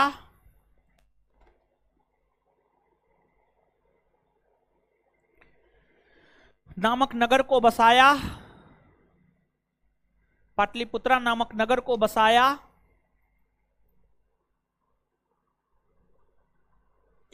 तथा उसे अपना राजधानी नगर बनाया,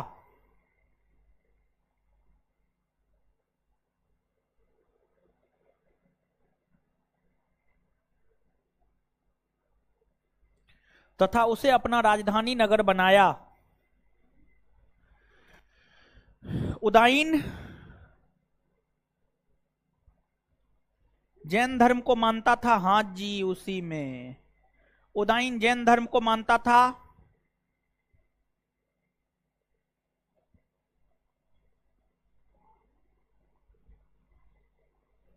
नेक्स्ट पॉइंट, हर्यक वंश का अंतिम शासक, नेक्स्ट पॉइंट, हर्यक वंश का अंतिम शासक,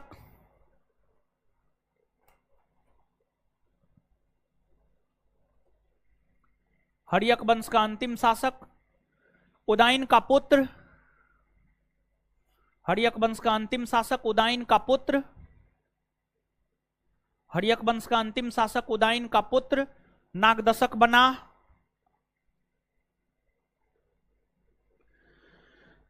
हर्यक वंश का अंतिम शासक उदयन का पुत्र नागदशक बना, फुल स्टॉप, नागदशक बना, नागोदशको, नागदशक बना, फुल स्टॉप। नागदशक की हत्या शिशुनाग ने कर दी, नागदशक की हत्या शिशुनाग ने कर दी,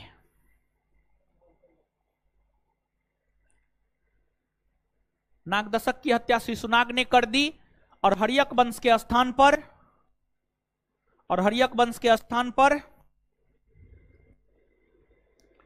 और हर्यक वंश के स्थान पर शिशुनाग वंश के शासन की नींव डाली,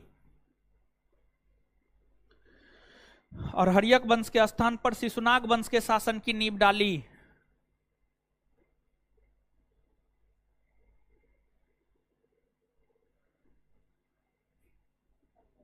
चलिए अब गुरुजी लोग पढ़िए, पढ़िए।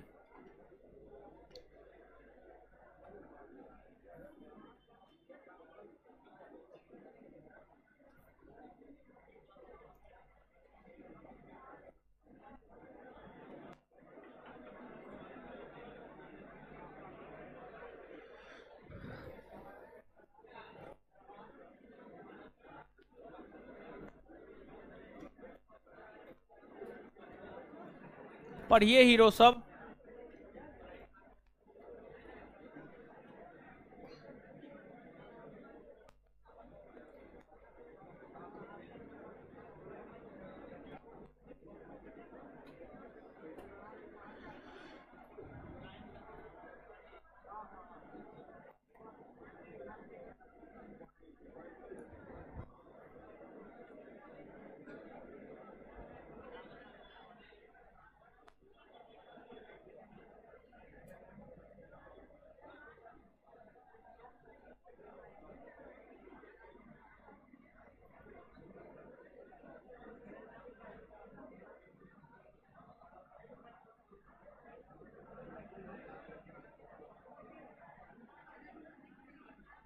अरे पढ़िए, बतियाइए नहीं, पढ़िए।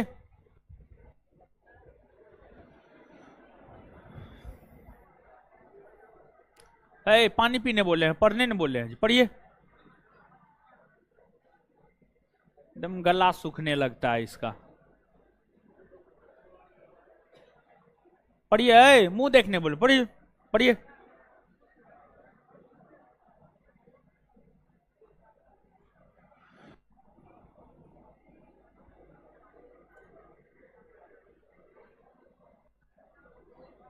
अरे लड़की सब आगे पीछे देखने नहीं बोले, पढ़ने बोले, पढ़िए।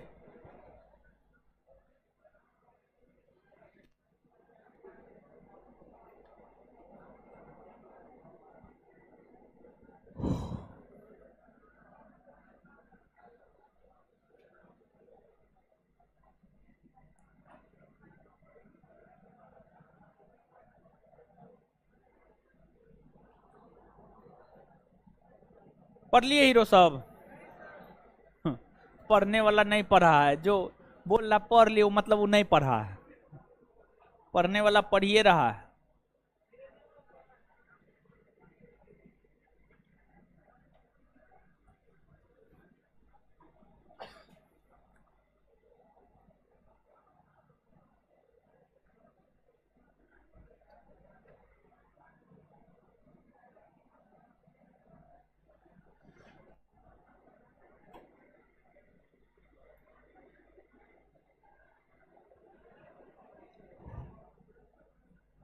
पढ़ लिए, अब सुनिए। अच्छा, रिवीजन जो करवाते हो उससे फायदा होता है?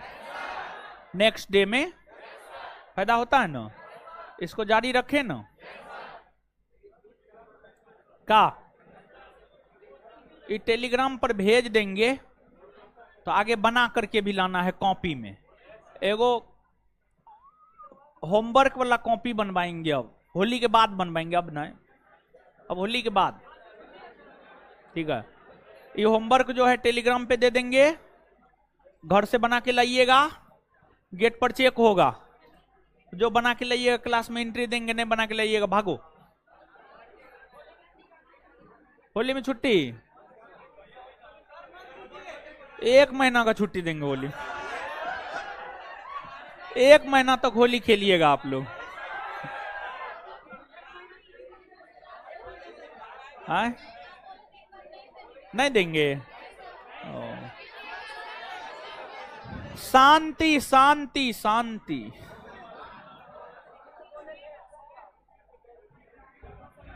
आइए याद करते हैं मेरे साथ। हर्यक वंश का संस्थापक कौन? बिंबी। हर्यक वंश का संस्थापक साम्राज्यवादी था। क्या को ब्याह किया? बिंबिसार की पहली पत्नी बिंबिसार की पहली पत्नी। अच्छा, महाकोशला से जब विवाह किया तो कौन क्षेत्र प्राप्त हुआ? काशी न। अच्छा, दूसरा विवाह चेलना से बिंबिसार को कौन पुत्र की प्राप्ति? आजाद। बिंबिसार का तीसरा विवाह। चौथा विवाह, बिंबिसार ने अवंती के किस शासक की सेवा में राजवे जीवक को भेजा? चंद प्रद्योत। चंद। बिंबिसार ने अवंती के किस शासक की सेवा में अपने राजवे जीवक को भेजा? चंद बिंबिसार ने किस क्षेत्र को युद्ध के माध्यम से जीता? अंग। किसको? किसको? अंग के शासक कौन थे? ब्रह्मदत्त। अंग के शासक ब्रह्मदत्त को पराजित कर अंग का शासक किसे बनाया? अजाद। बिंबिसार कौन धर्म को मानता था? हाँ, बिंबिसार की हत्या किसने की? कुनिक किसका उपनाम है? प्रथम बौद्ध सम्मेलन को संरक्षण किसने प्रदान? महात्मा बुद्ध को महापरिनिर्वाण की प्राप्ति किसके समय? आजाद। अजात शत्रु। और कौशल नरेश प्रसेनजीत इनसे काशी ले लिया था ना, बाद में आक्रमण करके फिर जीता ना, और उसकी पुत्री बजीरा से विवाह किया ना, और वज्जी संघ को किसकी मदद से जीता? वर्षकार। किसकी मदद से? किसकी मदद से? और कौन ऐसा शासक था जो अपने पिता की हत्या कर गद्दी प्राप्त किया, बदले में अपने पुत्र के द्वारा मारा गया? अजात शत्रु का उत्तराधिकारी उदाइन कौन धर्म को मानता था? पाटलिपुत्रा नामक नगर को किसने बसाया? किसने बसाया? हर्यक वंश के अंतिम शासक नागदशक ना। धन्यवाद। अगले क्लास में हल्ला काय कर?